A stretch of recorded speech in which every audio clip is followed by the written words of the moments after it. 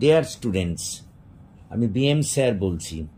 দেখো, আজ আমরা তোমাদের LCC2 সিলেবাসের অন্তর্ভুক্ত পুরুষোত্তম লাল রচিত লাইভ কবিতার একটি গুরুত্বপূর্ণ প্রশ্ন আজ এখানে উত্তর সহ আলোচনা করছি।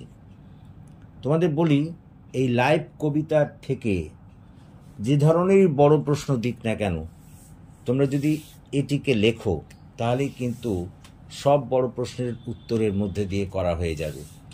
এটাকে করলেই চলবে, এই প্রশ্নটা করলেই লাইভ কবিতার যে কোনো বড় প্রশ্নের উত্তর তুমি লিখতে পারবে, এটাই তার আনসার হবে। এমনভাবেই এই উত্তরটা লেখা হয়েছে। তো আমরা আজকে যেটা লিখছি প্রশ্নটা, সেটা হচ্ছে give a critical analysis of the poem live. মানে লাইভ কবিতার একটা সমালোচনামূলক বিশ্লেষণ করো। তো দেখো, আমরা সরাসরি ঢুকে পড়ি। আমি প্রত্যেকটা যে সেন্টেন্স এখানে লিখেছি তার বঙ্গানুবাদ সহ তোমাদের করে দিচ্ছি, যাতে তোমাদের পড়তে সুবিধা হয়। Analyzing the poem Life, it is found that the great poet Purushottam Lal has described the important aspects of human life by comparing it with flower consisting of 5 petals. Live কবিতাটি পাঠ করে দেখা যায় যে কবি পুরুষোত্তম লাল তাঁর এই কবিতার মধ্যে দিয়ে জীবনের কয়েকটি গুরুত্বপূর্ণ, মানব জীবনের কয়েকটি গুরুত্বপূর্ণ বিষয়কে অতি সুন্দরভাবে বর্ণনা করেছেন একটি ফুলের 5টি পাপড়ির সঙ্গে তুলনা করে। According to him, life is a flower and it has 5 petals. তার মতে আমাদের জীবনটা হলো একটা ফুলের মতো, যার 5টা পাপড়ি আছে। Love is the first petal where a bee with lustful desires comes to rest and quenches. তার মতে ভালোবাসা হলো প্রথম পাপড়ি ওই জীবনরূপী ফুলের, যেখানে একটি লোভী মৌমাছি এসে বসে তার তৃষ্ণা নিবারণের জন্য। It is quite clear the poem is symbolic. এটা বেশ পরিষ্কার যে কবিতাটা হলো একটা প্রতীকী কবিতা। Here bee is also symbolic. এখানে মৌমাছিটাও কিন্তু একটি প্রতীকী উদাহরণ। Actually love is an emotion. প্রকৃতপক্ষে ভালোবাসা হলো একটা আবেগ, which is exploited by sexual desires, যা অনেক সময় যৌন কামনা বাসনা দ্বারা দূষিত হয়। হাউএভার, অবশ্য it can be between 2 persons or maybe it is inside a person's heart. হ্যাঁ, এই ভালোবাসার ব্যাপারটা কখনো দুজন মানুষের মধ্যে হতে পারে, অথবা একই মানুষের অন্তরের মধ্যে এরকম দূষণ ঘটতে পারে। Today love has become mask for the dubious persons. আজকে এই ভালোবাসাটা একটা মুখোশ হয়ে দাঁড়িয়েছে ওই অবিশ্বাসী লোকদের কাছে, যারা আমাদের চারপাশে সবসময় ঘুরে বেড়ায়। These dubious persons are represented by lusting bee in this poem. এইসব অবিশ্বাসী মানুষগুলিকেই এখানে ওই লুব্ধ মৌমাছির সঙ্গে তুলনা করা হয়েছে। Paragraph: in view of the poet Purushottam Lal, the second petal is faith. কবির মতে আমাদের জীবনরূপী ফুলের দ্বিতীয় পাপড়িটি হলো কিন্তু বিশ্বাস। This petal seems as a drooping treasure. এই পাপড়িটাকে মনে হয় একটা নিম্নগামী সম্পদ, এই বিশ্বাসটাকে মনে হয়। when it is considered meticulously, যখন এটা খুব চিন্তাসহ বিচার করা হয়, তখন বোঝা যায় যে এটা আজকের দিনে একটা নিম্নগামী সম্পদ, বিশ্বাসটা। Faith is one of the most desirable quality in a man. হ্যাঁ, বিশ্বাস হলো মানব জীবনের একটা অতি গুরুত্বপূর্ণ গুণ। Faith can unite the mankind through a faithful bond. একটা বিশ্বাসের বন্ধনের মধ্যে দিয়ে মানুষের মধ্যে একতা সৃষ্টি করতে পারে বিশ্বাস। It is a valuable treasure. এটা কিন্তু একটা মূল্যবান সম্পদ। but unfortunately enough, it has become a lost or declining treasure in the present context. দুর্ভাগ্যবশত বর্তমানের পরিপ্রেক্ষিতে এই বিশ্বাসটা আজকে একটা নিম্নগামী ক্ষয়িষ্ণু সম্পদে পরিণত হয়েছে। The conflicts of ego in various fields of life, from domestic to national and international context, man has lost faith on others. হ্যাঁ, বর্তমানে স্বার্থের দ্বন্দ্বকে কেন্দ্র করে জাতীয় স্তরে, আন্তর্জাতিক স্তরে এবং স্থানীয় স্তরে আজকে মানুষ মানুষের ওপর বিশ্বাস হারিয়েছে। As a result of that, এর ফলে দে আর গেটিং অ্যালিয়েনেটেড, এর ফলে তারা বিচ্ছিন্ন হয়ে পড়ছে, and disrupted for loss of faith, এই বিশ্বাস ভঙ্গের জন্য তারা পরস্পর থেকে বিচ্ছিন্ন হয়ে পড়ছে। It is really a matter of great regret, এটা খুবই দুঃখের বিষয়, that the treasure that was acquired by mankind after many struggles is being wasted now. মানুষ যেটা যুগ যুগ ধরে অনেক লড়াই করে যে সম্পদটা সঞ্চয় করেছিল, এই বিশ্বাসরূপী সঞ্চয়টা, সেটা আজকে নষ্ট হয়ে যাচ্ছে।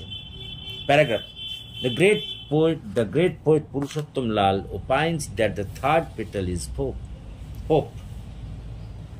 হ্যাঁ, পুরুষোত্তম লালের মতে, কবি পুরুষোত্তম লালের মতে, আমাদের জীবনরূপী পুষ্পের তৃতীয় পাপড়ি হলো আশা। It is like a grieving beast where a bird covered with drops of blood takes by expecting good things in future. হ্যাঁ, এখানে দেখা যায় যে একজন পাখি, আহত পাখি, ক্ষতবিক্ষত পাখি, ভবিষ্যতে ভালো কল্পনা করে সে কিন্তু দুঃখ কষ্ট সহ্য করে নেয়। Here the poet has explained it with the help of a wounded bird. একটা আহত পাখির সাহায্য নিয়ে আশার বিষয়টিকে তিনি বুঝিয়েছেন। Man's endeavor in various fields of life are like birds. মানুষের বিভিন্ন ক্ষেত্রে কাজকর্ম কিন্তু পাখির সঙ্গে তুলনীয়। Man gets denied to reach his desired success and he bleeds within.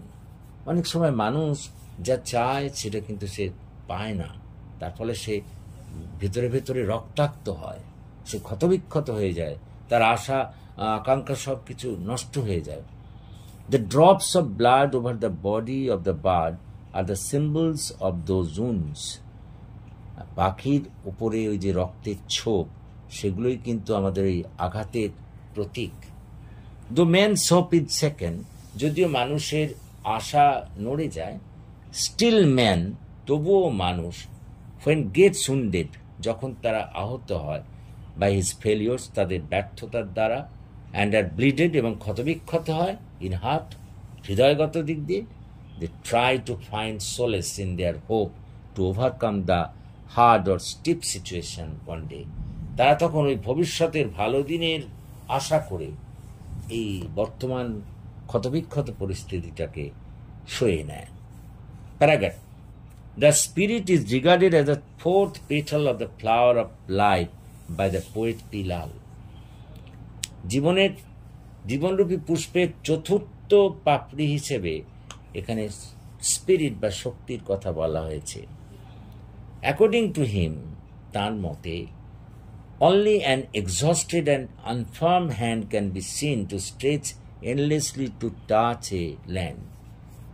তার মতে দেখা যায় যে একটা ক্ষতবিক্ষত, একটা দুর্বল হাত যেন মাটি ছোঁয়ার চেষ্টা করছে। In the context of the modern society, বর্তমান সমাজের পরিপ্রেক্ষিতে, men are robbed of their spirit by many external forces. অনেক বাহ্যিক শক্তি দ্বারা মানুষের ভেতরকার শক্তি চলে যায়। They have lost the courage to act, তারা কাজ করার শক্তিটুকুও হারিয়ে ফেলে। But human beings are endowed with natural force of spirit in them, কিন্তু প্রত্যেকটা মানুষ প্রাকৃতিক শক্তি দ্বারা সবসময় উৎফুল্ল হয়। দো অপ্রেসড অ্যান্ড উইক, যদিও তারা অত্যাচারিত এবং তারা দুর্বল হয়ে পড়ে, the spirit travels two stretch out it's limitations and reach the goal it desires. তৎসত্ত্বেও এই প্রতিকূল পরিস্থিতিতে তার শক্তি তাকে বের করে আনতে সাহায্য করে এবং তার লক্ষ্যে পৌঁছাতে সাহায্য করে। Paragraph. In the opinion of the great poet P. Lal, truth is fifth petal of the flower of life. কবির মতে, কবি পি লালের মতে, সত্য হল এই জীবনরূপী পুষ্পের পঞ্চম পাপড়ি।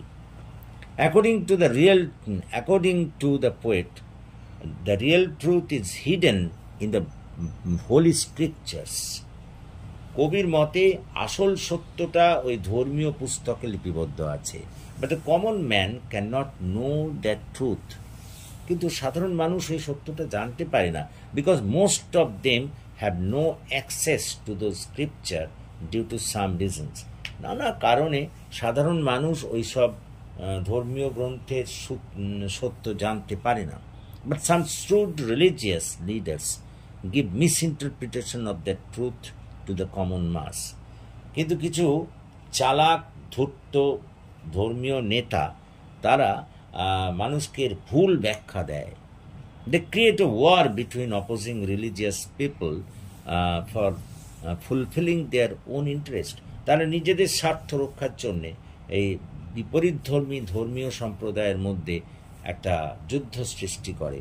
As a result of that, the common man faces great danger in front of them.